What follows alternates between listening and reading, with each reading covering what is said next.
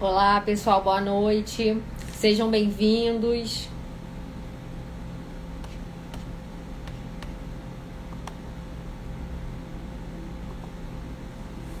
Tudo bom com vocês? Como é que vocês estão?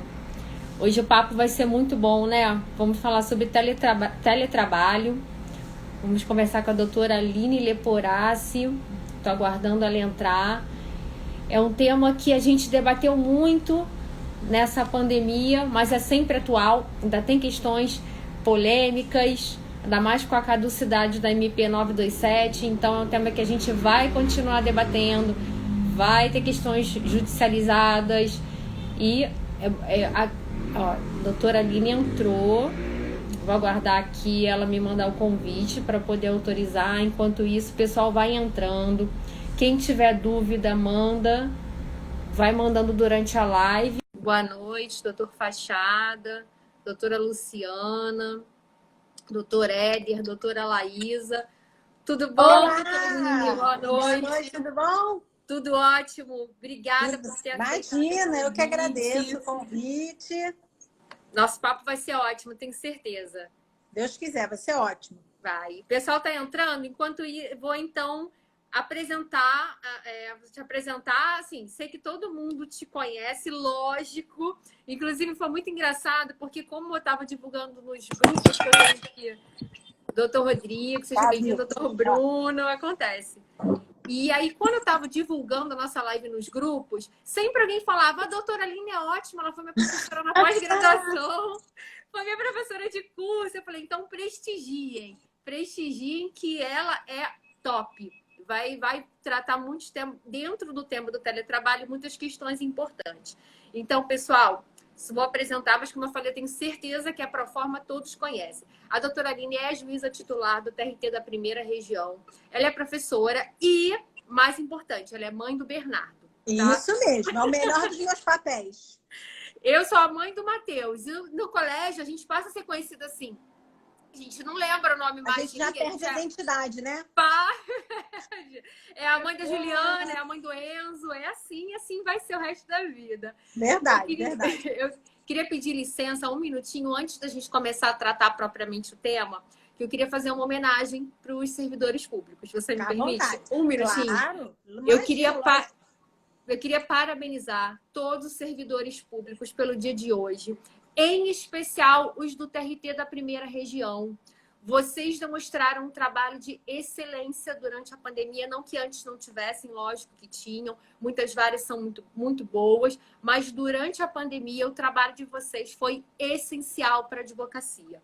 Eu tive um caso, doutora Aline, que dentre o requerimento do pedido de expedição do valor incontroverso, análise pelo juízo e confecção do alvará, demorou 24 horas. Gente, é bom demais, né? Maravilhoso. Maravilhoso. O cliente em necessidade, nós advogados precisando muito, porque por mais que os servidores estivessem trabalhando de suas casas, nós não estávamos fazendo audiências. A questão da audiência telepresencial veio depois. Então veio uma insegurança enorme, um medo, e até quando os fóruns ficariam fechados, como é que seria isso? Então, eu venho aqui deixar essa homenagem para vocês. Eu posso falar mais porque é o TRT da Primeira Região que eu mais atuo. Tenho até processos em outros TRTs, mas o da Primeira Região fez um trabalho de excelência. Então, vai um parabéns para vocês. Vocês merecem. Servidor público, o seu munus é servir ao público. E na pandemia, mais ainda, vocês nos provaram isso, nos mostraram o quanto vocês são importantes para nós. Bom, eu vou aproveitar que você já aproveitar a sua deixa, mandar um beijo pro pessoal lá da minha vara, que eu tô morrendo de saudade deles. A gente só se vê pelo computador, né? E realmente, eu peguei o início da pandemia, eu estava grávida, não estava de licença ainda, e a gente trabalhou assim, loucamente. Sim. Já pensando exatamente nessa dificuldade que os advogados teriam, ainda estão tendo, né? A maior parte deles. Sim. E as pessoas sem emprego, sem poder se locomover. Então, assim, eu agradeço muito em nome de todo mundo. E pode ter certeza que tudo que a gente puder fazer, não falo só pelo pessoal da minha vara, mas por todos. Tudo que a gente puder fazer, estiver ao nosso alcance, a gente está aqui para poder ajudar e tentar resolver o problema de todo mundo, certamente. Não, inclusive atendimento ao público. Eu tive um caso pontual que eu entrei em contato com a vara, era 5h30. Sabe daquele dia de trabalho que você tem tanta coisa que você se desliga da hora? E a diretora me atendeu, ela falou, doutora, já são 5h30. Eu falei, desculpa, realmente eu não percebi. Eu entendo até se você for fazer o atendimento no outro horário, amanhã eu ligo. Ela, não tem problema, eu vou te atender, mas eu tô de férias.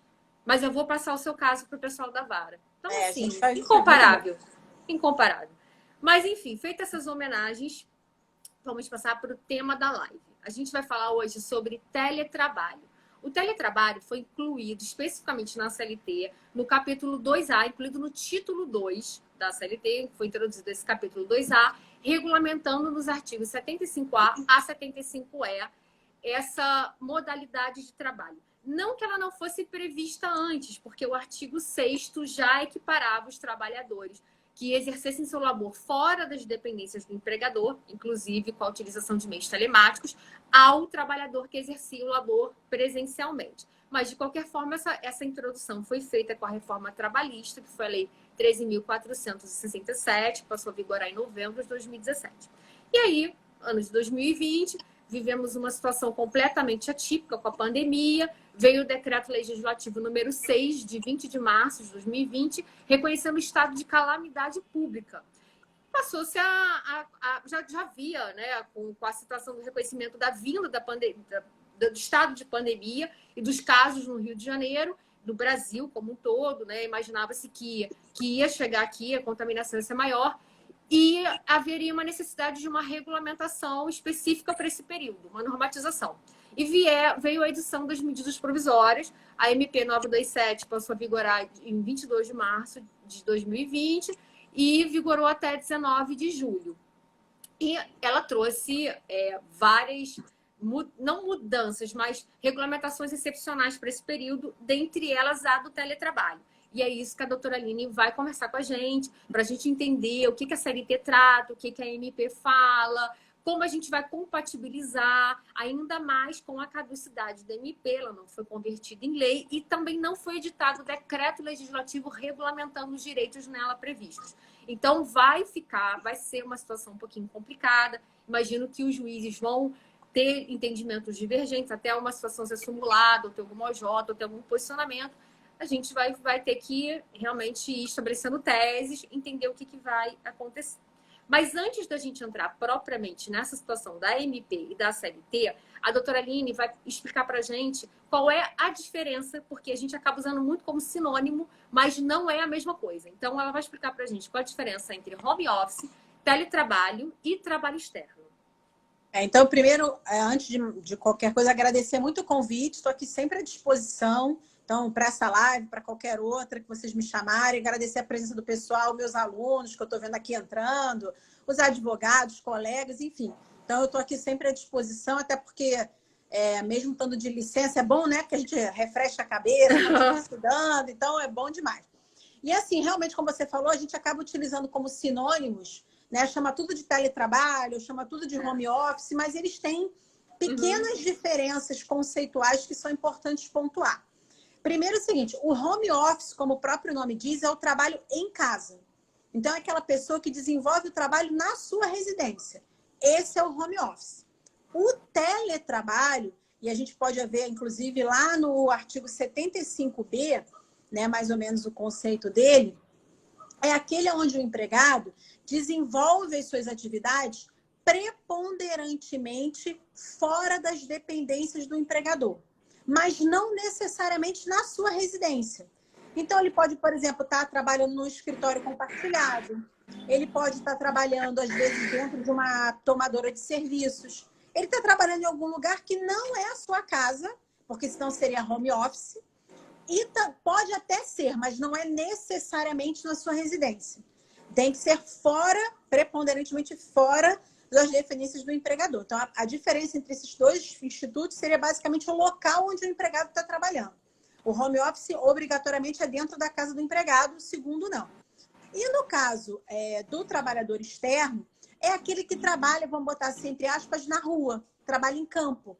Esse é o trabalhador externo, né? E sem a estrutura de a tecnologia dispensada pelo empregador ou fornecida pelo empregador. É aquele pessoal, por exemplo, Claro que eu estou dando uma regra geral, porque a gente vai ter que analisar caso a caso para saber se é externo ou não, ônus da prova, isso tudo. Mas, por exemplo, é aquele pessoal que faz a instalação da internet, faz a instalação, às vezes, de uma linha telefônica, trabalha na rua e não tem acesso, ou não, o empregador não precisa dar para ele meios tecnológicos de acesso dentro de casa ou dentro de algum outro estabelecimento, porque ele trabalha em campo. Basicamente, essas são as diferenças entre esses três institutos. Uhum.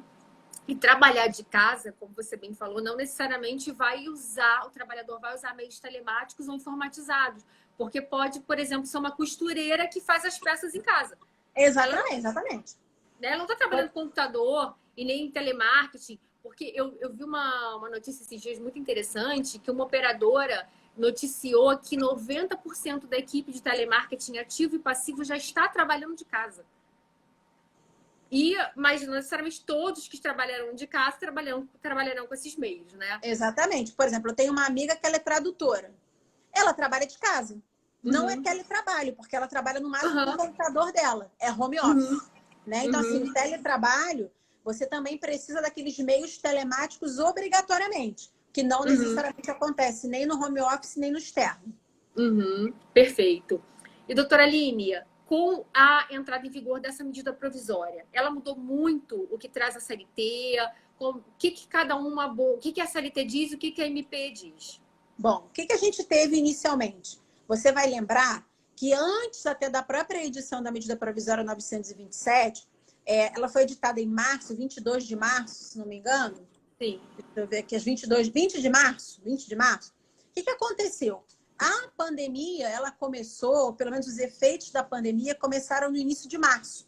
Então, já foi, não é? Então, o TRT mesmo, se eu não me engano, ele fechou dia 16 de março, foi uma segunda-feira.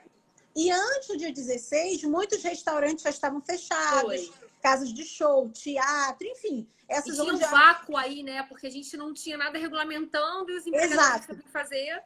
E aí o empregador falou assim, gente, eu não tenho uma medida provisória, eu não tenho lei, eu não tenho decreto, eu não tenho nada, e eu não eu não tenho dinheiro para pagar os meus empregados. Como é que vai funcionar? Aí, muitos advogados, utilizando aqui a advocacia consultiva, começaram a dar algumas sugestões de como o empregador já poderia se antecipar a alguma possível legislação.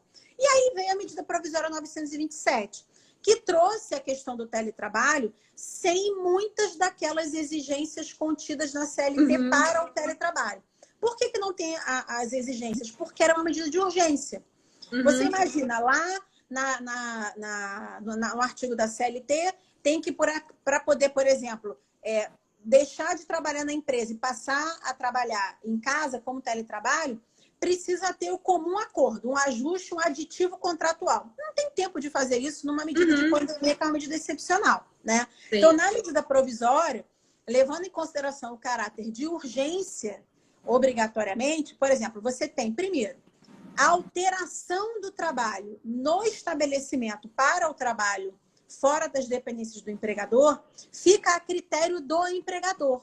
Então, é ato unilateral. A época era ato unilateral. Não cabia ou não havia necessidade de um comum acordo. Não havia necessidade de aditivo contratual para poder transformar o trabalho em teletrabalho. Exigências contidas lá no artigo 75C da CLT. Levando em consideração a necessidade de urgência, né?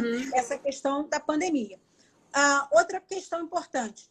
Para você alterar, né, novamente, por exemplo, de trabalho fora para trabalho dentro das dependências do empregador, lá na CLT você precisa de pelo menos 15 dias de espaço em branco até para o empregado poder se ajeitar, né? Porque imagina a seguinte situação, eu passei a trabalhar em casa, teletrabalho em casa, e aí, como eu não tenho, a princípio, né, não tenho horário fixo, eu pego meu filho na escola, deixo meu filho na escola, levo para outras atividades e trabalho, por exemplo, de madrugada. Imagina, de repente, eu tenho que voltar para trabalhar no ambiente do meu empregador, eu preciso de um tempo para me organizar para poder essas atividades serem feitas por outra pessoa. Exemplificando. Pela CLT, essa transição, o empregador teria que dar pelo menos 15 dias de prazo. Na medida provisória, o empregador poderia voltar a qualquer tempo para trabalhar em casa, né? E o empregador simplesmente teria que dar um prévio aviso, vamos dizer assim, de 48 horas. Então, essas exigências mais formais que você tem lá no 75C e no 75D não existem na medida provisória. E aí, o empregado, então, a CLT, ela dispunha, quer dizer, não dispõe, porque ela está em vigor, a medida provisória não revogou, na verdade, ela só estabeleceu medidas excepcionais nesse período, né? Então, ela estabelece que para o trabalhador e para o home office, ele precisa ser um ato de comum acordo entre empregado e empregador com termo aditivo ao contrato. Né? Na CLT, sim. Na CLT. E o retorno para o trabalho presencial seria por ato unilateral do empregador, contudo, aguardando os 15 dias. Exatamente. Mas a CLT, ela fala em termo aditivo também ao contrato no caso do retorno, que é muito esquisito, né? Porque se é ato unilateral, eu não sei, eu entendo que não precisaria de um termo aditivo. Mas, enfim, se diz, é importante o empregador seguir, o jurídico também observar essa questão para não ter nenhuma alegação de nulidade. E no caso da medida provisória, então, seria ato unilateral, tanto a ida para o home office quanto o retorno. Exatamente. Tem aqui, ó, lá no artigo 4º da medida provisória, tem lá, determinar o retorno ao regime presencial ou alterar o regime de presencial para teletrabalho, independentemente de acordos individuais ou coletivos, dispensado o registro prévio da alteração no contrato. Então, é mero ato unilateral do empregador. Ele poderia determinar a ida e o retorno sem que o empregado necessariamente tivesse que concordar. Perfeito. Doutora Aline, uma questão que chegou por meio até de uma dúvida prática de um cliente na época. Ele já tinha funcionários em regime de home office, em teletrabalho, no caso. E aí ele ficou naquela dúvida, eu aplico a MP ou não aplico a MP? Eu entendo que não aplicaria MP. Porque se já estava sob a égide da CLT, não faz para mim sentido aplicar a MP. MP seria uma regulamentação excepcional para quem teve que ficar de home office em razão da pandemia. Minha visão em relação a isso. Agora, quem foi colocado nesse regime de teletrabalho por causa da MP? E a MP não foi convertida em lei, teve a caducidade. E você acha que é necessário fazer um termo aditivo contratual para esses empregados se manterem em home office ou não? Eles vão ser mantidos. Precisa de um termo aditivo? Precisa ser bilateral, seguindo agora a regra da SLT ou não precisa? Como fica essa questão? Ora, esse é o primeiro ponto que você tocou, eu concordo plenamente. Assim, se ele já estava em teletrabalho, não há agora que se falar em regras menos rígidas por causa da medida provisória. A medida provisória 927 é para aquele pessoal que trabalhava no estabelecimento do empregador normalmente e, por conta da pandemia, precisou passar a trabalhar em regime de teletrabalho. Aí, excepcionalmente, também se seguem lá as medidas da medida provisória. Mas, por exemplo, nesse caso do seu cliente, que a galera já trabalhava em casa, a medida provisória, para mim, não se aplica para ele. Continua o regramento lá da CLT, normalmente sem nenhuma alteração. Agora, essa outra questão, ela é mais delicada, porque assim, vamos supor, eu trabalhava em casa, trabalhava na empresa. Fui colocada em casa ou em qualquer outro lugar por conta da MP. E você, todo mundo aí viu que muitos empregadores pensaram assim, poxa, eu vou deixar esse pessoal continuar trabalhando em casa. Porque ou porque renderam mais, ou porque para mim foi mais profícuo, ou porque, enfim. E muita gente acabou, assim, os estabelecimentos voltaram a abrir e muita gente continuou trabalhando de casa e continua trabalhando de casa, né? E aí, como é que fica? Para mim, os termos específicos da medida provisória devem ser utilizados enquanto ela estava em vigor. Encerrada a medida provisória, como ela caducou e você bem pontuou, ela não foi convertida em lei, não teve decreto regulamentando como é que ficava essa passagem de uma hipótese para outra. Ela se encerrou totalmente a partir de quando a empresa reabriu, né, a partir desse momento para frente, os termos da CLT. Eu acho que não tem como aplicar, vamos dizer assim, entre aspas, uma ultratividade, né? Para mim não tem como, porque a medida provisória encerrou, morreu, então ela já acabou. Então, para aquele pessoal que continuou depois trabalhando em home office, para mim tem que ter concordância do empregado em manter o home office ou o teletrabalho, tem que fazer um aditivo contratual. Se agora, de uma hora para outra, o empregador quiser retornar para o trabalho presencial, o empregado não precisa necessariamente concordar, mas tem que ter aquele termo aditivo, tem que ter aquele prazo de transição de 15 dias. Eu passaria, a partir da caducidade, passaria a aplicar os termos da CLT integralmente. Eu acho que é até, claro, no direito, como em tudo, pode ser que a gente tenha, pode ser não, provavelmente teremos várias interpretações. Mas eu acho que o mais seguro para o empregador é esse tipo de raciocínio. Essa questão da medida provisória foi até tema de uma live que eu fiz com a doutora Juliana Sanger em julho. E nós tratamos justamente isso, quantas questões vão desaguar no judiciário que a MP não trouxe a segurança que poderia ter trazido.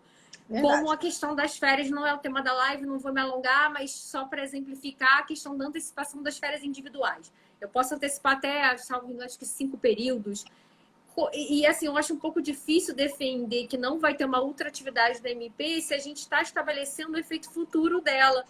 Porque você vai antecipar umas férias sem prever um aumento de dissídio coletivo ou uma promoção. E aí, será que o funcionário não vai ter direito a uma diferença salarial? Ou o empregador que quer descontar um 13º que ele adiantou?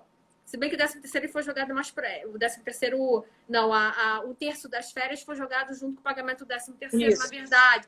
Mas existem várias questões que, justamente em razão da caducidade, não ter havido um decreto legislativo regulamentando, que trouxe dúvidas. Banco de horas... Tem pessoas que defendem, tem magistrados, tem doutrinadores que já defendem que haveria um banco de horas específico da pandemia da MP e um banco de horas que já havia, então você teria 2 bancos de horas. Aí ficam lá, banco de horas é negativo, é positivo. Pois enfim, é. Tem um montão de gente pensando um monte de coisa. Pois que deveria ter sido regulamentado para poder não ter tanta dúvida, né? Pois é, exatamente. Então, na verdade, trouxe mais insegurança. Eu não vou dizer até que mais, porque foi necessário regulamentar. Mas trouxe uma insegurança jurídica desnecessária. Poderia ter sido regulamentado. E no final, nós, advogados, aqui estamos tentando apresentar uma tese coerente e também debatermos o assunto. Porque aí, se nós sentimos que essa vai ser a orientação como um todo, do coletivo, da maioria, a gente vai apresentar isso para o nosso cliente. É muito complicado. Chegou uma dúvida e...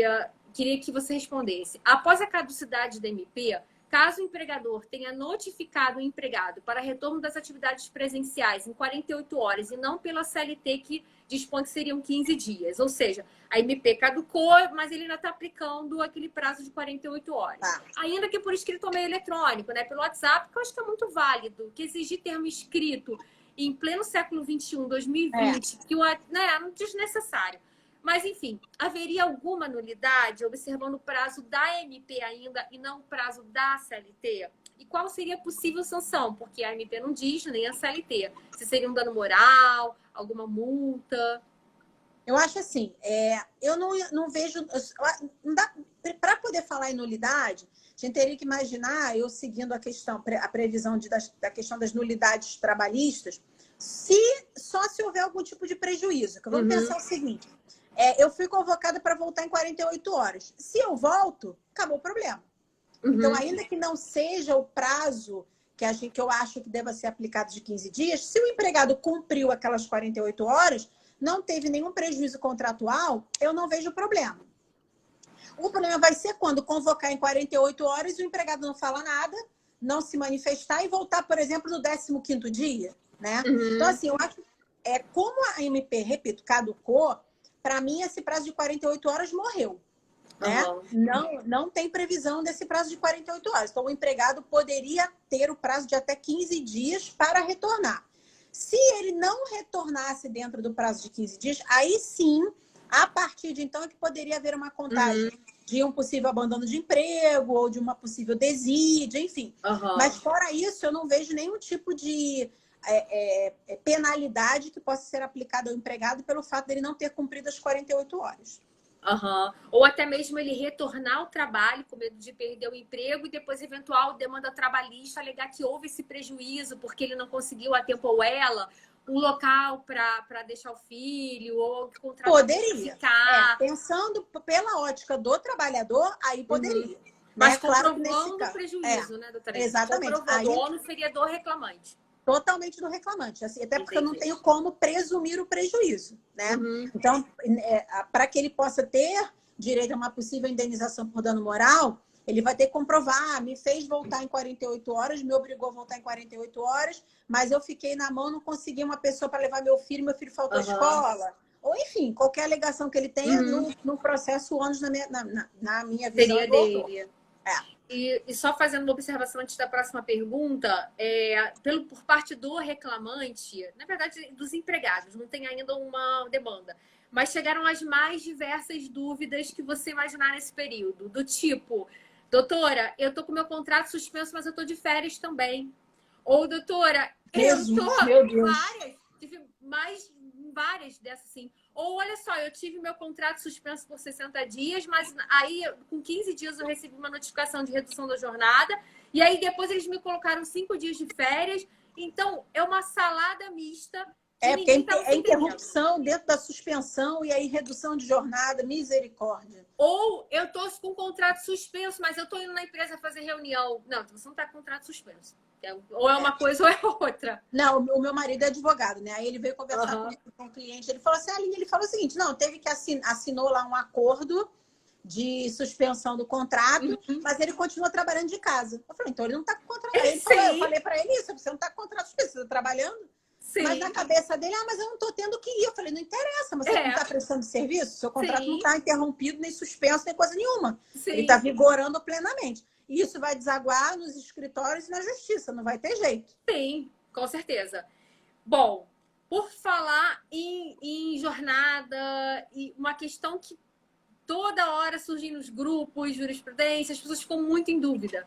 É o inciso 3º do artigo 62 da CLT, que ele afasta, na verdade, o empregado em regime de teletrabalho do capítulo da duração do trabalho. E as pessoas falam assim, mas ele não tem direito a hora extra. Não, na verdade, ele está afastado de todas as rúbricas de pagamento do capítulo, e que inclui intervalo, adicional noturno, horas extras, porque é uma questão, digamos, entre aspas, faz lógica, faz sentido na lei. Se não tem controle, não tem controle de jornada, não tem como ter nenhum tipo de pagamento que se submeta a esse controle. Como é que eu vou saber como eu vou pagar a hora extra se eu não tenho o controle? O intervalo, o adicional noturno, não faz sentido para a lei. Eu não estou dizendo que eu concorde com isso, pelo contrário. Eu entendo que se há algum mecanismo efetivo de controle, se é possível ser feito, eu entendo que a gente deve afastar a aplicação do inciso 3º. Mas como eu não sou convidada aqui, eu quero escutar a minha convidada sobre isso. O que acontece? Eu acho assim, para mim, como o artigo 62 é a exceção, todo ele, né? Porque a regra é o empregado ser submetido a controle de jornada. Entrada, saída, enfim, intervalo, adicional noturno e por aí vai. Como esses previstos no artigo 62 são a exceção, essas exceções, para mim, são presunções relativas. Então, claro que em questão de distribuição do ônus da prova, vai ter que analisar no caso do trabalhador externo, se tem anotação na carteira, se não tem a questão do 62, inciso 1º, o 622, se tem o requisito também do parágrafo único, mas especificamente do regime de teletrabalho, é uma presunção relativa. Então, se eu estou em regime de teletrabalho, vamos presumir que ele não está submetido ao controle e, consequentemente, não tem direito a nada e que esteja incluído no capítulo de duração do trabalho. No entanto, como eu disse, uma presunção relativa. Até porque existe, sim, para mim, a possibilidade da pessoa estar trabalhando em casa ou em qualquer outro lugar e, ainda assim, o empregador ter controle da sua jornada, ter controle do seu horário. Não é tão comum ou não é tão difícil, não é tão fácil, mas não é impossível. É só imaginar algumas hipóteses assim. Eu estou trabalhando, vou te dar um exemplo prático de um amigo meu que trabalha numa grande empresa, não vou dizer o nome X, e ele foi colocado durante o período de pandemia em teletrabalho. Mas ele tem que enviar os relatórios para a empresa às 10 da manhã, meio-dia, 2 e 5. Como é que não dá para controlar uma jornada de uma pessoa dessa se tem que enviar 10, meio-dia, 2 e 5 horas? É um contrato de trabalho que não está sendo executado dentro da empresa, mas a empresa tem total controle. Ou se você tem, por exemplo, login, logout, ou se você tem que fazer, por exemplo, reuniões com horários específicos. Então, assim, não é uma exclusão automática, né? Estou trabalhando em casa ou estou trabalhando em regime de teletrabalho e automaticamente estou fora do capítulo. Não, é uma presunção. Como é uma presunção que milita favoravelmente ao empregador, nesse caso o ônus é do autor. Ele que vai ter que comprovar que, a despeito de trabalhar em casa ou a despeito de trabalhar preponderantemente fora das dependências do empregador, havia, sim, formas de controle, como essas que eu tratei para você. Então, não é uma exclusão automática, na minha visão. Que era o que já acontecia com o trabalhador externo, né? Quantas Exatamente. demandas a gente não via e vê ainda de motoristas provando, mostrando que tinham um GPS, ou que no início da jornada ele tinha que ligar para o supervisor, ou ele ia na empresa, porque ele pegava o caminhão ou o carro, e enfim. E aí saía, ou muitas vezes ele não tinha nem que voltar para casa no final do dia, mas ele tinha que se reportar ao supervisor para ele liberar. Não é um controle? Ou então, por exemplo, o vendedor, né? Vendedor externo, né? Ou que trabalha externamente. Tem que passar na empresa de manhã para participar de uma reunião. Durante o dia, fica em contato com o supervisor.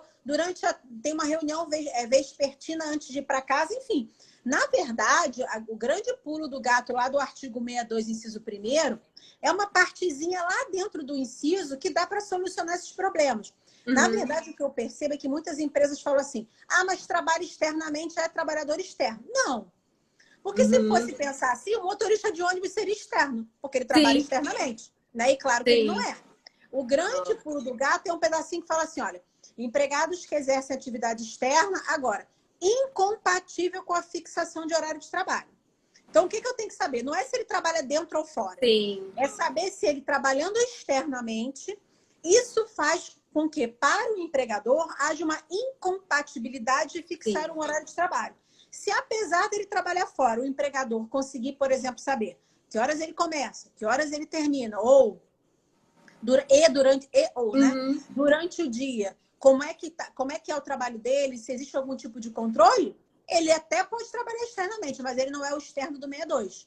Né? Então, também não é uma questão absoluta relativa. Sim. E é interessante que eu já escutei sócios de empresa, enfim, falarem assim, não, mas eu não cobro o horário dele, ele trabalha por produtividade. Mas eu entendo que dependendo do que você cobre de produtividade, acaba sendo uma forma de controle também da jornada para fins de pagamento de hora extra e afastar a incidência do 62. Porque, por exemplo, nós advogados mesmo, dependendo do escritório que você trabalha, não tenho jornada, estou em casa, mas eu tenho que fazer 50 contestações num dia, eu não vou conseguir fazer em menos de 8 horas de jornada. Não tem como. Dependendo ou o próprio motorista externo, quantas guias de entrega ele tem que fazer. Quantas vezes em audiência a gente pergunta quanto tempo ele leva para cada entrega para a gente estabelecer o tempo mais ou menos que ele levaria, até para saber se a jornada fixada na inicial ela é verídica, digamos assim, tem uma presunção de veracidade ou não, se não é algo muito fora, né? Então, essa produtividade que também dá para você levar para a ideia do controle da jornada. Exatamente. A doutora Kelly falou assim, professora, tenho uma dúvida. Teletrabalho e home office tem diferença em ambos os institutos? Doutora Kelly, a doutora Aline já respondeu isso lá no início da live, tá? E se você puder ver de novo, ela tratou bem essa questão. Bom, vou para a próxima questão. Seja pela MP 927 ou seja pela CLT, caso tenha havido, que é uma das questões de fogo no parquinho. Vou usar esse termo, porque esse bordão pegou e é verdade. Muito bom. Muito bom. Caso tenha havido pactuação escrita afastando a obrigatoriedade do empregador fornecer equipamentos tecnológicos e de infraestrutura necessária e adequada à prestação do teletrabalho. O empregado poderia alegar que houve vício de consentimento por coação, por receio de perder o seu emprego, ou que teria arcado com esse custo, afetou a sua sobrevivência e dignidade? Olha só, isso assim, eu peguei a MP para ler hoje de novo, enfim. Se você pegar lá a MP, o artigo 4º, parágrafo 3º, que fala da questão da aquisição, manutenção e fornecimento do equipamento tecnológico, que é basicamente, né, tirando uma coisinha ou outra, a mesma redação do artigo 75D de dado, né, que fala as disposições relativas à responsabilidade pela aquisição, manutenção ou fornecimento dos equipamentos tecnológicos e da infraestrutura necessária e adequada à prestação do trabalho remoto, bem como o reembolso das despesas arcadas pelo empregado, serão previstas em contrato escrito. Para mim, essas duas redações não eximem o empregador da sua responsabilidade quanto à aquisição, manutenção e compra do material que o empregado vai utilizar. Até porque esse material é ferramenta de trabalho. Ferramenta de trabalho é de responsabilidade do empregador. Equipamentos que obrigatoriamente o empregado tenha que adquirir ou obrigatoriamente tenha que usar, eu acho que você, independentemente de ter ou não previsão escrita, e se tiver, para mim, pouco importa. Querer repassar essa obrigação para o trabalhador é você jogar para o empregado os riscos do negócio, que são todos do empregador. Né? Claro, vamos supor o seguinte, eu agora na minha casa estou usando a minha rede de Wi-Fi, que eu já tinha para usar para fins recreativos, para o meu dia a dia. Nesse caso, o empregador vai ter que pagar? Se eu estou utilizando a mesma rede de Wi-Fi que eu usava antes, eu também não vejo motivo para que o empregador faça o pagamento da sua rede de Wi-Fi, da sua conta de Wi-Fi. Agora, eu tinha de não sei quanta velocidade. Eu agora vou ter que aumentar a velocidade porque as planilhas que eu utilizo ou porque os programas que eu utilizo são mais pesados. O empregador vai ter que custear. Ainda que de forma diversa, eu tenha no contrato de trabalho, né? Até porque você colocar isso de forma diversa, não digo presumir a coação, mas você vai presumir que o empregado não autorizou aquilo de livre e espontânea vontade. Né? Por quê? Porque ou ele vai fazer aquilo, ou ele vai ser mandado embora, ou vai ser colocado para outra função. Enfim, muitas podem ser as consequências, né? Então, para mim, qualquer exigência por parte do empregador que se refira a equipamentos tecnológicos ou equipamentos quaisquer que sejam eles, que vão ser utilizados ou que devem ser utilizados para o trabalho, são ferramenta de trabalho e é obrigação, ônus total do empregador de custear isso aí.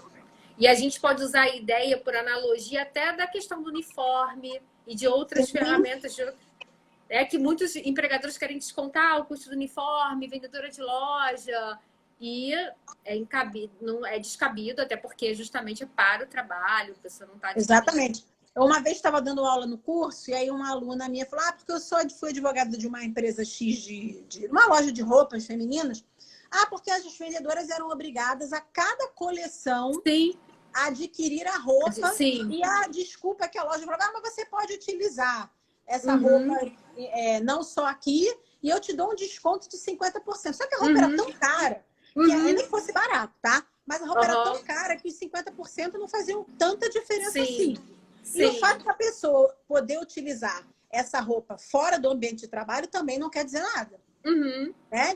Se ela é obrigada, porque ela tem que trabalhar usando aquela roupa, é ferramenta de trabalho, é uniforme, o empregador tem que fornecer gratuitamente. Perfeito. E a gente pode invocar também o anunciado 70 da Anamatra, que fala justamente isso, né? Que as despesas com os equipamentos e custos para o exercício do teletrabalho devem ser custeados pelo empregador em observância ao princípio da alteridade, né? Essa observância foi inclusão minha, mas o anunciado fala isso. Anunciado 70 da Anamatra, pessoal. Para mim não tem nenhuma outra visualização que não seja isso. Para mim qualquer coisa diferente disso é muito estranho. Também acho. Bom, vamos lá. Continuando fogarear no parquinho.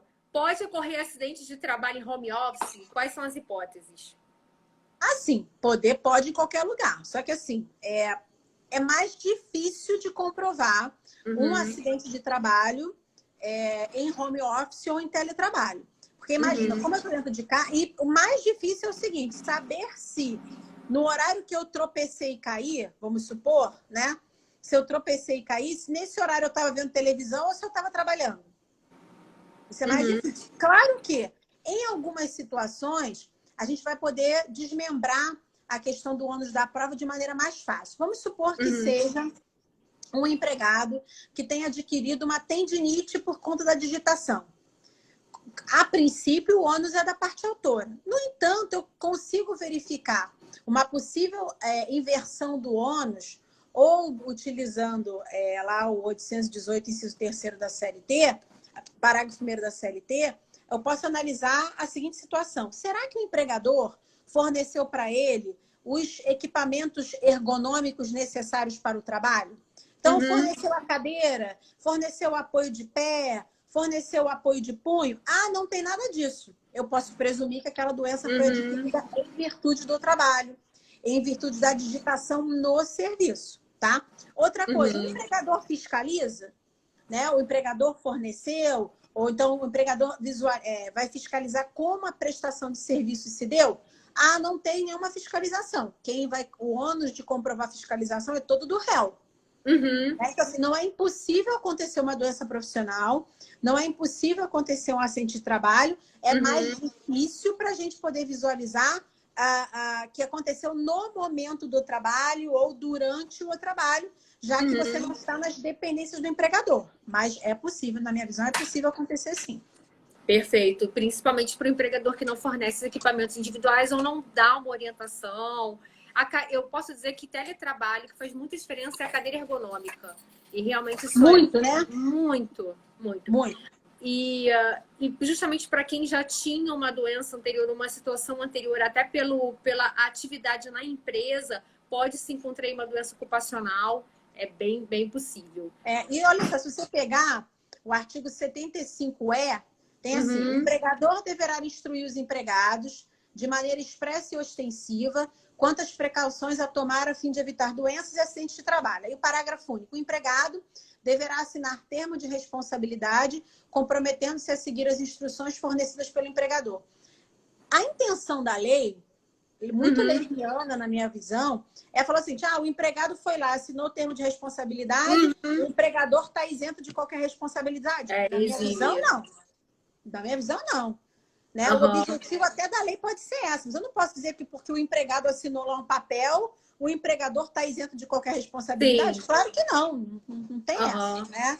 Então, assim, esse termo de responsabilidade, mais uma vez, se tiver um termo de responsabilidade assinado, o ônus vai ser do autor. De comprovar que, apesar da assinatura, foi só uma questão pro forma e o empregador não se preocupou com outras questões, entendeu? Então, a questão de assinar pura e simplesmente não exime o empregador de nada. E essa questão de fornecer os equipamentos, ela é tão importante, porque se realmente vamos supor que tem um contrato escrito estabelecendo que o empregador não teria essa responsabilidade, a MP, no inciso 2º, a gente acabou nem falando sobre isso, ela diz que pode ser fornecido em regime de comodato, e caso não seja possível fornecer em regime de comodato, que esse tempo do empregado seria considerado tempo à disposição, o que para mim também parece um pouco óbvio, porque se aquela tecnologia necessária para o desenvolvimento da atividade o empregador não fornece, vai ser tempo à disposição, e o artigo 4º da CLT já estabelece que tempo à disposição ele se equipara como de efetivo serviço e, a meu ver, o empregador teria que pagar normalmente se ele não está fornecendo os equipamentos. Exatamente. Isso aí, para mim, também é bem tranquilo. Agora, uma questão prática, de competência, que às vezes a gente não fala muito de teletrabalho, mas é importante porque, para nós advogados, para nós propormos ação no local correto e não sermos pegos de surpresa com uma exceção de competência territorial, algo que perca tempo no processo. O empregado que trabalha, por exemplo, porque tanto a MP quanto a CLT, se não me engano, elas dizem que o fato de ter atividade presencial, mas não é preponderante, a preponderância é o teletrabalho, mas ter uma atividade presencial esporádica, como uma reunião ou uma necessidade de deslocamento para a empresa, ela não afasta o regime de teletrabalho, não desconfigura. Então, isso pode acabar trazendo uma questão prática de competência. O funcionário sai da empresa e aí vamos supor que ele residia no Rio de Janeiro, mas em média botei 2 vezes na semana, porque pode 3, 4 já pode talvez ser suscitado uma questão de que desconfiguraria o teletrabalho. Então, só para a gente não entrar nessa linha, mas em média 2 vezes na semana ele tem que ir na sede da REA, que é em Caxias, para reunião com a equipe. E aí, aonde ele proporia demandas? Cairia na regra do 651 da CLT, pela prestação de serviço, e essa prestação seria no Rio de Janeiro, poderia ser considerado que seria em Caxias. Como fica essa questão? Nesse caso, eu aplicaria o 651, parágrafo 3º, que diz assim, em se tratando de empregador que promova a realização de atividades fora do lugar do contrato, é assegurado ao empregado apresentar a reclamação no foro da celebração do contrato ou no da prestação de serviços. Então, para mim, o empregado poderia escolher, né? Se ele prestava serviços em Caxias ou no Rio de Janeiro, porque ele mora no Rio, e eventualmente em Caxias, ele poderia apresentar em qualquer dos dois lugares, ou aqui ou lá. Eu já vi algumas decisões, até decisões de colegas que mandavam, às vezes, processos para mim, até porque eu também fui titular em Caxias, né? Então, assim, mandavam para Caxias ou mandavam para o Rio, falando assim, porque ele prestava serviço só 2 vezes em Caxias e o restante no Rio. Não tem isso. Se prestava nos dois, ele pode ajuizar em qualquer um dos dois. A princípio, ele pode ajuizar a ação em qualquer um dos dois lugares. Então, assim, eu sairia pelo 65, parágrafo 3º, nesse caso ele poderia escolher, ou no Rio de Janeiro, ou em Duque de Caxias, sem problema. Perfeito. E se o empregado que trabalha em home office no exterior, ele pode propor a demanda no Brasil? E essa questão é interessante, que eu gosto muito de pesquisar jurisprudência, até para entender um pouco como é que está sendo julgado, e eu vi muito recurso administrativo de servidor público pedindo afastamento para acompanhar cônjuge, ou, enfim, fazer teletrabalho com o cônjuge que está afastado, e justamente no exterior. Mas, enfim, no assunto da live, eu queria saber dos empregados seletistas. Como fica essa questão do home office no exterior? É possível propor no Brasil? Assim, primeira coisa, eu aplicaria aqui, analogicamente, a Lei 7.064 de 82. Porque a Lei 7.064 de 82 regula a situação de trabalhadores contratados no Brasil ou transferidos para a prestação de serviços no exterior. Então, acho que dá para aplicar analogicamente. Claro que essa lei, quando ela surgiu lá em 1982, ela foi conhecida como a Lei Mendes Júnior, né, daquele pessoal que foi contratado aqui para trabalhar em Angola. Então, ficaram naquela dúvida, aplica qual legislação daqui, de lá, aquela antiga aplicação da Lex Loci Executiones, né, do local, aplica a lei do local da prestação de serviço, enfim. Com relação à lei que vai, até antes de ver aonde vai ajuizar, a lei que vai aplicar, o artigo 3º, se, obviamente, for uma questão transitória, não transitória, superior a 90 dias, a princípio eu posso aplicar aquela chamada teoria do conglobamento mitigado. Né? Eu aplico a legislação brasileira naquilo que não for incompatível com a Lei 7.064, quando for mais favorável do que a legislação estrangeira. Ou seja, a princípio aplico a legislação estrangeira, mas se a lei brasileira for mais favorável, eu aplico a legislação brasileira. Na época, quando essa lei foi escrita, foi colocado isso, porque imagina, qual era a legislação protecionista para o trabalhador que havia em Angola? Nenhuma. Então, os empregados falam assim, eu vou para Angola e vou ter aplicado o que para mim? Não vou ter nada, não vou ter hora extra, não vou ter... Enfim, então esse problema foi resolvido. E a Lei 7.064, a gente conseguia também dizer que a jurisdição era brasileira para ajuizamento da ação por conta da contratação por empregador brasileiro, né? Uma empresa brasileira. Então, ainda que a prestação de serviço seja fora, seja no exterior, dá para aplicar analogicamente a 7.064 para dizer que a competência nossa pode ajuizar aqui tranquilamente.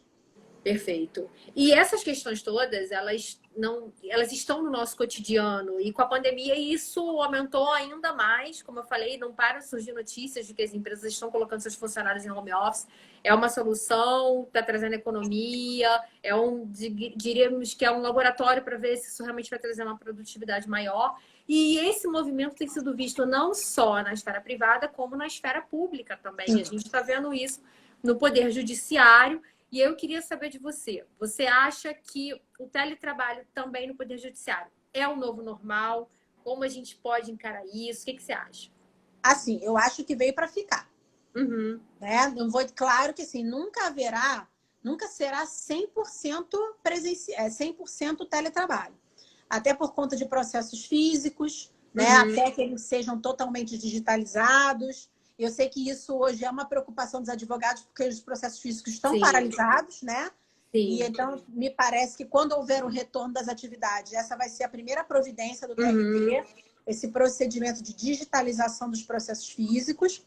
E ainda que a gente tenha só processos eletrônicos, existem algumas demandas por parte das partes ou por parte do advogado, em que vai precisar de um atendimento presencial, conversar com o juiz, ou despachar, às vezes assinatura de um alvará, uma dúvida, enfim, uma série de situações.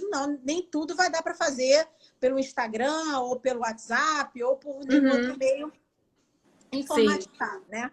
Mas eu acho que essa realidade do teletrabalho é uma realidade que veio para ficar, né?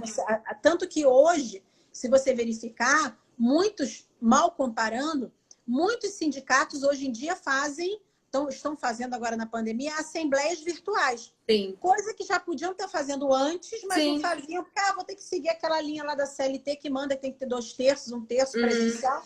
Não necessariamente, né? Então, assim, ainda que a pandemia passe, e eu tenho fé que um dia isso vai acabar, eu acho que o trabalho de casa ou o teletrabalho é uma realidade que não vai ter como fugir dela. Inclusive com as audiências virtuais, também talvez híbridas, e audiências híbridas, né, no caso, não virtuais, virtual para uma instrução, ou talvez uma só inicial, e se necessário uma instrução presencial mais complexa, algo assim, né? Agora, essa questão da digitalização, o que eu vejo que trouxe um problema maior para os advogados é que, diferente do Tribunal de Justiça, o Tribunal de Justiça na digitalização, ocorre o envio de todas as peças. Todas as peças são digitalizadas. E no âmbito do PJE, o que houve foi a migração do processo físico para eletrônico. Então, nós não temos as peças. E aí, a gente tem que ir ou no cartório, ou nós mesmos digitalizarmos, tirar cópia. E é complicado, porque às vezes você é contratado para fazer um relatório de um processo. E aí, quando você acessa um processo só migrado, você não consegue ver as peças. Ou você entra no processo depois, se habilita, você não sabe que ponto da execução. Eu tive isso em vários processos. Eu não sei o que foi feito anteriormente, se eu estou repetindo uma medida que já foi ineficaz, se não foi. E essa questão está um pouquinho complicada, mas acredito que as coisas vão se ajeitar. Porque o migrado, né, é uma questão assim, daquele momento para frente. E aquele para trás continua lá aqueles volumes todos na vara. E realmente, tanto a gente fica sem conseguir verificar, como o advogado, a não ser que o advogado tenha tudo digitalizado, mas nem sempre, quase nunca ele vai ter tudo digitalizado no escritório. É quase impossível. E é um ônus que é muito complicado para nós. Nos comprometemos a digitalizar todo o acervo. Muito complicado. Mas vamos lá. Foi editada a resolução número 345, agora em 9 de outubro, pelo CNJ, que ela autoriza a adoção pelos tribunais das medidas necessárias à implantação do juízo 100% digital, por meio do qual todos os atos processuais seriam exclusivamente praticados por meio eletrônico remoto e por intermédio da internet. E aí começou, várias pessoas citaram questões, então quer dizer que agora não vai ter atendimento presencial, quer dizer que agora eu não vou ter mais audiência presencial. Não é isso, né? Não é isso. Nesses processos onde pode acontecer o juízo 100% digital, você pode ter ou não um atendimento presencial. Para aqueles processos em que você pode fazer tudo virtual, aí vai ser tudo virtual. Sim, né? mas é facultativo, né? Exatamente. Não é obrigatório. A princípio, não. Eu não sei como se vai ter alguma regulamentação posterior dizendo acerca dessa obrigatoriedade. Né? Por enquanto, pelo menos o que eu li da resolução, o que eu entendi, é que vamos dar preferência para que os atos ocorram à distância, mas com aquela ideia de que... Porque assim, como as audiências virtuais começaram a acontecer, eu já estava de licença, eu ainda não fiz nenhuma audiência virtual. Mas às vezes quando pego o link de um colega, eu fico lá escondida assistindo para ver, né? Como é que a coisa funciona, enfim. Então, assim, não achei, em termos práticos, um bicho de 7 cabeças. Mas entendo que nem todas as pessoas têm acesso à internet. Sim. Ou uma internet de qualidade, ou mesmo a pacote de dados que sejam suficientes para que possa participar dessa instrução, né? Por outro lado, também vejo algumas empresas dizendo eu não tenho condições de fazer processo desse jeito. Aí você vai ver qual é a empresa. A empresa de tecnologia, a empresa de telecomunicação. Fala assim, gente, não é possível que eu estou vendo um negócio desse numa petição. Sim. Né? Então, assim, você tem os dois lados numa situação complicada. Tem os dois lados. Assim, o que eu faço, seja pelo reclamante, seja pela reclamada? Se a empresa argue que a testemunha não tem capacidade técnica de fazer audiência, eu concordo com o adiamento do ato, porque a minha preocupação é eu insistir, o juízo acatar, e mais lá para frente a parte alegar um cerceamento de defesa, uma nulidade, a gente acaba tendo que repetir tudo. Então, é justo o réu que a instrução seja feita possibilitando o máximo possível que as partes falem, que as partes façam a prova. Então, pular etapas não é bom. Não é bom a gente... a jurisprudência do tribunal mostra muito isso. Há um acolhimento dessa tese. Às vezes isso acontece até em audiência, né? Isso. O juiz, o magistrado já está com o convencimento formado, às vezes até tem uma confissão do preposto, mas escuta as testemunhas para não ter um cerceamento. Eu canso de fazer isso. Eu ouvi todo mundo já sabendo que a pessoa confessou, mas é para evitar, para não ter que voltar tudo, né? Sim. Anular, voltar. Mas para não dar trabalho. Mas já está com convencimento formado desde o depoimento do preposto. Exatamente. Ou até do próprio autor da confissão. Isso acontece efetivamente. Sim, o tempo todo. Então, eu acabo concordando, porque, de fato, alguns magistrados iriam acolher a manutenção. Iriam dizer, não, vai ter que fazer mesmo assim. Mas eu penso, porque realmente as testemunhas em geral, mesmo que seja pela ré, trabalham na empresa ainda, não tem condições mesmo, vai ter que ir para o escritório do advogado, vai colocar todo mundo em risco. Então, de fato, tem situações que é importante aguardar. Agora, essa questão aqui da adesão do 100% digital, eu acredito que vai ser muito útil para o poder público como réu, talvez a União, o Estado, porque aí realmente vai agilizar o processo. Ou então aqueles processos, por exemplo, que a prova é meramente documental, ou você tem aquela questão tipo, devo, não nego, pago quando puder, mandei embora, não tem como pagar, sabe aquelas coisas? Sim. Então, às vezes você realmente cartas precatórias, às vezes você não precisa. Se tem uma testemunha que tem acesso, acabou essa carta precatória, basicamente. Né? Isso é uma questão que foi muito falada até, né? Que a carta precatória ia acabar, porque você na minha ser cabeça, virtual. A não ser que a testemunha alegue que não tem condições, enfim, né? Mas fora isso, a gente pode resolver tudo aqui no próprio juízo mesmo. E, de fato, em relação à carta precatória, eu achei isso um avanço muito bom. Porque faz toda a diferença você, como juíza da causa, analisar a prova. É totalmente bom, porque assim, ainda que você tenha um colega muito comprometido, que fez todas as perguntas, mas você não olhou para a testemunha, você não viu, você não sabe qual é o gestual. Então, assim, é muito... E tem perguntas que você gostaria de fazer, que não são aquelas, né, que ele fez, ou que os advogados colocaram lá nos quesitos. Então, para o juiz da causa, é muito infinitamente melhor. Com certeza. Só fazer um comentário aqui, a doutora Kelly falou assim, doutora Aline é iluminada, inteligentíssima, humana e 1000% sensata. Sou fã demais. Mas olha, doutora Aline, isso é ao concurso. Porque é generalizado. Todos os grupos, como eu te falei, são muitos elogios para você. Os advogados te admiram muito. Até porque assim, eu acho que eu sempre tenho a visão que o advogado é meu colega de trabalho efetivamente. Né? Sim. Eu tenho uma coisa que eu converso muito com os meus alunos, assim, eu acho que juiz é que nem, entre aspas, juiz de futebol. Quando aparece muito, tem alguma coisa que está errada. A gente tem que ficar ali para tentar, né? Para aparecer quando tem que aparecer, para dar uma chamada, ou para poder tentar manter a ordem se precisar, mas sem querer aparecer muito, até porque meu objetivo, pelo menos, é ajudar a tentar resolver. Né? E é uma cooperação, deixar o advogado trabalhar. O advogado tem que trabalhar, né? Ele tem direito de trabalhar. É isso. Nós trabalhamos muito. É isso, deixar o advogado trabalhar. Né? É uma cooperação. Então, e eu já cansei de ver os juízes em audiência, às vezes até auxiliando alguma orientação ali para o advogado. Você vê que o advogado está um pouco perdido, não milita muito na área trabalhista. E aí o juiz... Não, logicamente, não estou dizendo aqui que advoga para uma parte ou outra, não. É para o magistrado orientar as partes. E os advogados também, isso é uma questão técnica. Exatamente. Né? Então, eu vejo isso, há uma tentativa assim, há uma colaboração. É necessário que as partes trabalhem em conjunto. E parte, na verdade, estou estendendo para os advogados também. Com certeza. Porque evitando requerimento de medidas protelatórias, entendendo que, às vezes, quando o juiz indefere a testemunha na audiência, ele está te ajudando, mais te ajudando do que exatamente. Olha só, deixa eu só esclarecer uma coisa. Estão falando aqui que eu sou vascaína. Eu não sou vascaína, eu sou flamenguista. O meu filho é que é vascaíno, que eu vou fazer, porque o meu marido é vascaíno. E aí eu fui voto vencido. Eu mas sei eu faço como é. que eu não sou vascaína. Tive que botar uma camisa do Vasco a favor do meu filho para tirar uma foto, enfim. Mas foi uma coisa que eu não gostei muito, mas por filho a gente faz qualquer coisa, né? Hoje eu tenho certeza disso. Com certeza. Botar a camisa do Vasco. Por livre e espontânea pressão, né? Exatamente. Essa questão da testemunha, a gente só tem um minutinho, então vou ser super rápida. Eu até fiz um post sobre isso, que é a maldição da segunda testemunha. Que é o seguinte, o advogado tá bem na audiência, o seu cliente fala bem, depoimento pessoal ótimo, primeira testemunha maravilha, magistrado tá com convencimento, beleza. E aí o advogado pensa, escuta a segunda testemunha, eu não escuto. Vou escutar. A segunda testemunha vem e acaba com a tese Olha, da primeira. eu sempre falo o seguinte, a arte da advocacia é a arte de saber parar.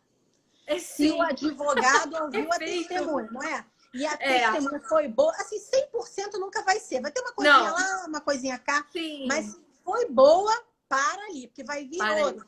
E vai, às vezes, falar tudo ao contrário, o juiz vai desconsiderar as duas. Sim. E às vezes a gente fala assim, doutor, o senhor tem certeza que o senhor vai ouvir? Aí fala aí, não quer trabalhar, não é isso.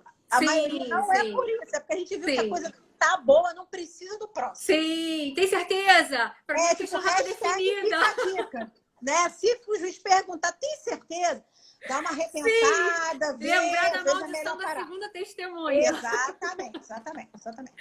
Bom, a gente vai cair a qualquer momento. Aline, obrigada pela conversa. Imagina, eu que agradeço, passou tão rápido.